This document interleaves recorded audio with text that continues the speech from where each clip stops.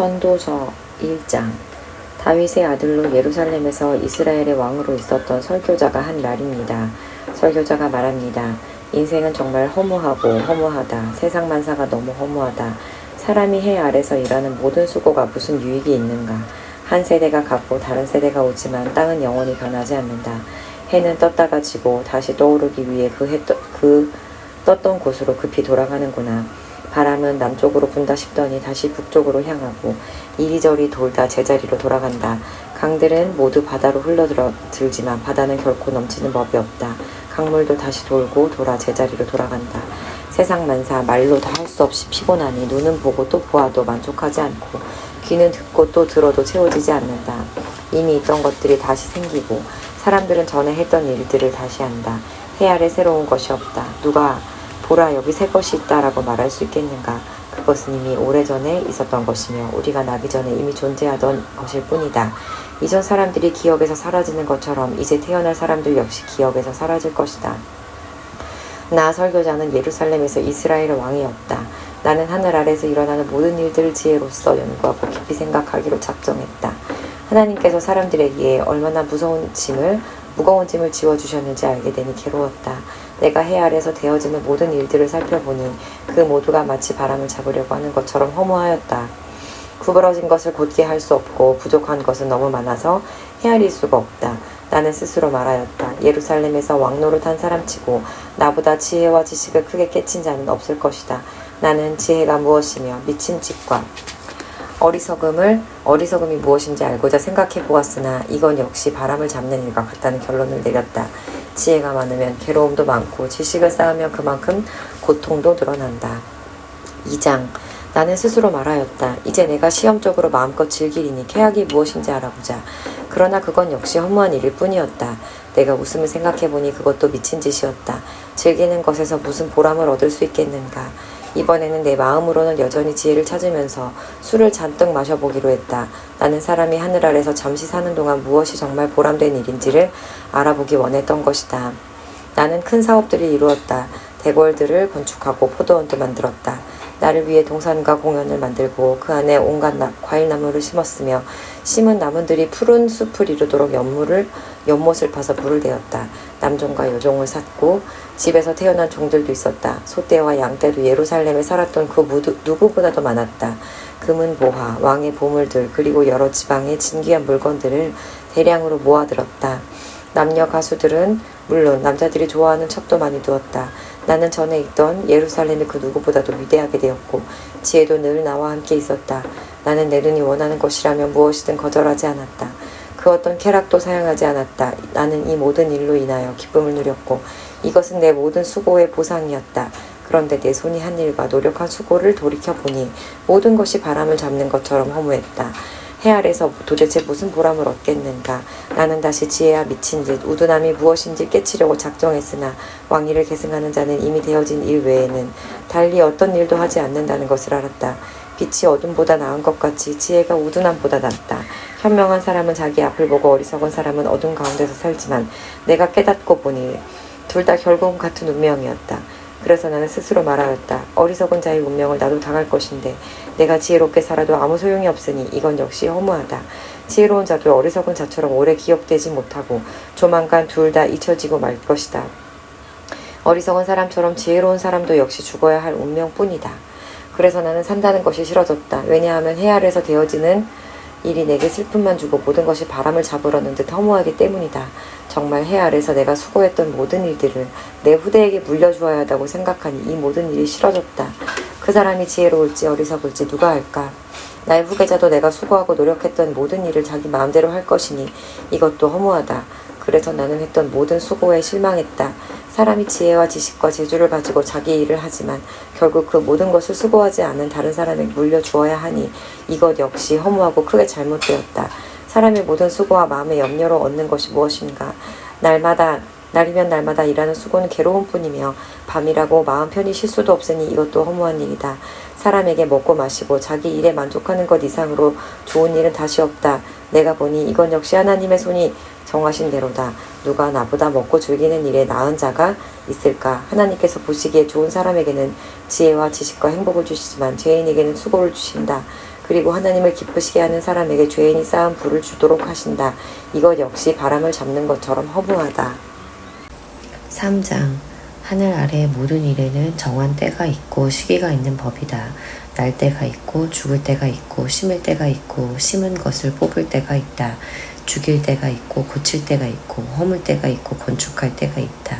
울 때와 웃을 때가 있고 슬퍼할 때와 춤출 때가 있다. 돌을 던져버릴 때가 있고 돌들을 모을 때가 있고 껴안을 때가 있고 그것을 멀리할 때가 있다. 찾을 때가 있고 포기할 때가 있고 간직할 때가 있고 버릴 때가 있다. 찢어버릴 때가 있고 수선할 때가 있고 침묵해야 할 때가 있고 말아야 할 때가 있다. 사랑할 때가 있고 미워할 때가 있고 전쟁해야 될 때가 있고 화평해야 될 때가 있다. 일한 사람이 자기의 수고로 얻은 것이 무엇인가? 나는 하나님께서 사람들에게 지워주신 짐을 보았다. 하나님은 모든 것을 제때 아름답게 지으셨고 사람의 마음에 영혼의 감각을 주셨지만 하나님께서 처음부터 마지막까지 행하실 일을 다 깨달을 수가 없다. 내가 알기에 살아 생전에 행복하고 선을 행하는 일보다 더 좋은 일은 없다. 이처럼 하나님의 선물은 사람마다 먹고 마시고 자기의 수고에서 만족을 느끼는 것이다. 하나님께서 무엇을 하든지 그것은 영원하다.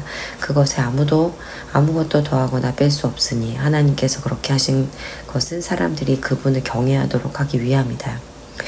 지금 있는 것은 이전에도 있었고 장차 있게 될 것도 이미 있었던 것이다. 하나님은 지난 것을 다시 찾으신다. 다시 해 아래서 살펴보니 공의가 있어야 할 자리에 불의가 있고 정의가 있어야 할 자리에 악이 있었다. 나는 혼자 이런 생각을 하였다. 하나님은 의인과 악인 모두를 심판하실 것이다. 왜냐하면 모든 일과 모든 활동에 때가 있기 때문이다. 나는 사람에 관하여 스스로 말하였다. 사람이 짐승과 마찬가지라는 사실을 깨닫도록 하나님은 사람을 시험하신다. 사람의 운명과 짐승의 운명은 비슷하다. 사람이 죽는 것처럼 짐승도 죽음으로 사람이나 짐승이나 호흡은 동일하다. 이렇게 모든 것이 헛되니 사람이 짐승보다 나은 것이 무엇인가? 모두가 흙에서 와서 흙으로 돌아가듯 다 같은 곳으로 돌아간다. 사람의 영은 위로 올라가고 짐승의 영은 땅으로 내려가는 것을 누가 알겠는가? 내가 살펴보니 사람이 자기 일을 즐기는 것보다 나은 것이 없다. 그것은 그의 몫이기 때문이며 그에게 죽은 다음에 일어날 일을 보여줄 사람이 없기 때문이다. 4장. 내가 다시 살펴보니 해 아래서 온갖 학대가 자행되고 있었다. 학대하는 자들에게 권세가 있으니 학대당하는 자들의 눈물을 위로하는 사람이 없구나. 그래서 나는 말했다. 죽은 자가 살아있는 사람보다 행복하다. 그러나 아예 세상에 나지 아니하여 해 아래서 행해진 악을 보지 않은 자가 이 둘보다 더 낫다. 또 살펴보니 모든 수고와 성취는 이웃에 대한 시기심에서 발생하였다. 이건 역시 바람을 잡으려는 것처럼 허무하다. 어리석은 자는 팔짱 끼고 지내다 굶어 죽는다고 하지만 바람을 잡고자 두 손을 벌려 수고하는 것보다는 한 줌으로 만족하는 것이 더 낫다. 내가 살펴보니 해 아래 허무한 것이 또 있었다. 어떤 사람은 아들이나 형제도 없는 외톨이지만 끝없이 수고하며 자기 재산에 만족할 줄을 모른다. 그는 말한다. 내가 누굴 위해 이렇게 수고를 하지? 왜 나는 즐기지 못하는 걸까? 이건 역시 허무한 일이다. 왜냐하면 두 사람이 한 사람보다 나은 것은 두 사람이 힘을 합치면 더 큰 일을 할 수 있기 때문이다. 한 사람이 넘어지면 다른 사람이 일으켜준다. 그렇지만 넘어져도 일으켜줄 사람이 없는 사람은 불쌍하다. 둘이 함께 누우면 따뜻해진다. 하지만 혼자라면 어떻게 따뜻해질 수 있을까? 혼자서는 원수에게 패하더라도 둘이라면 능히 방어할 수 있다. 세 겹으로 꼰 줄은 쉽게 끊어지지 않는 법이다. 충고를 싫어하는 나이 많고 어리석은 왕보다 가난하지만 지혜로운 소년이 더 낫다. 나는 그런 젊은이가 왕이 되는 것을 보았다. 그는 가난한 집에서 태어났고 감옥에도 간 적이 있지만 모든 사람이 왕이 된 그를 따랐다. 그러나 그가 다스리는 무리가 수도 없이 많았지만 이후의 세대는 아무도 그를 좋아하지 않았다. 이것 역시 허무한 일이요 바람을 잡는 것이다. 5장. 하나님의 집에 예배하러 들어갈 때 발걸음을 조심하여라. 형식적으로 예배드리는 어리석은 자보다 말씀을 듣기 위해 조용히 나아가는 자가 더 낫다. 어리석은 자들은 악을 행하면서도 알지 못한다. 하나님 앞에서 함부로 입을 놀리지 마라. 조급한 생각으로 무엇을 말하지 마라. 하나님은 하늘에 계시고 너는 땅에 있으니 너는 말을 적게 하여라.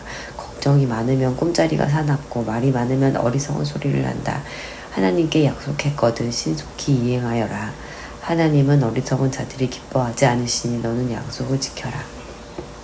약속을 하고 지키지 않는 것보다는 약속을 하지 않는 것이 낫다. 내 입술로 죄짓지 마라. 하나님의 사자에게 내 약속은 실수였습니다라고 말하지 마라. 하나님께서 화내실 만한 말을 하여 그분이 네 손의 수고를 망치게 할 이유가 무엇이냐. 꿈이 많고 말이 많은 것도 허무하니 하나님을 경외하여라. 만일 가난한 자가 학대를 당하고 정의와 인권이 무시되는 것을 보거든 그런 일들에 놀라지 마라. 왜냐하면 그것을 처리할 관리가 있고 그들 위에는 더 높은 고위 관리가 있기 때문이다. 땅의 산물은 모두를 위한 것이다. 왕도 들판에서 나는 곡식을 먹는다. 돈을 사랑하는 사람치고 돈에 만족하는 이가 없고 재물을 사랑하는 사람치고 자기 수입에 만족하는 이가 없다. 이것 역시 허무한 일이다. 재산이 불어나면 식솔도 많아지는 법이거늘 주인이 재산을 바라보면 즐기는 일 외에 그가 얻는 유익은 무엇인가. 노동자는 적게 먹든지 많이 먹든지 잠이 달콤하지만 부자는 재물이 많음으로 걱정 때문에 잠을 이루지 못한다. 내가 살펴보니 해 아래 큰 재앙이 있는데 그것은 재물이 그것을 축적한 자에게 해를 끼친다는 것이다. 투자를 잘못하여 재산을 날려버리니 그 아들에게는 한 푼도 돌아가지 않는다. 우리는 태에서 알몸으로 나올 때처럼 알몸으로 돌아간다.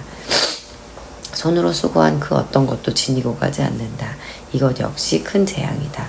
사람은 세상에 태어난 모습 그대로 돌아간다. 그렇다면 바람을 위해 수고한 것이 아닌가. 도대체 무슨 유익이 있는가.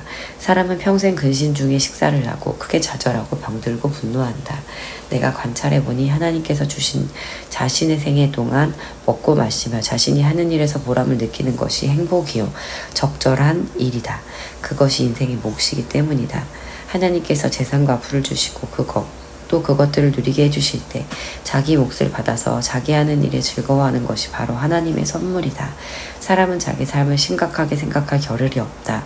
왜냐하면 하나님께서 그의 인생이 즐거움에 빠지도록 만드시기 때문이다.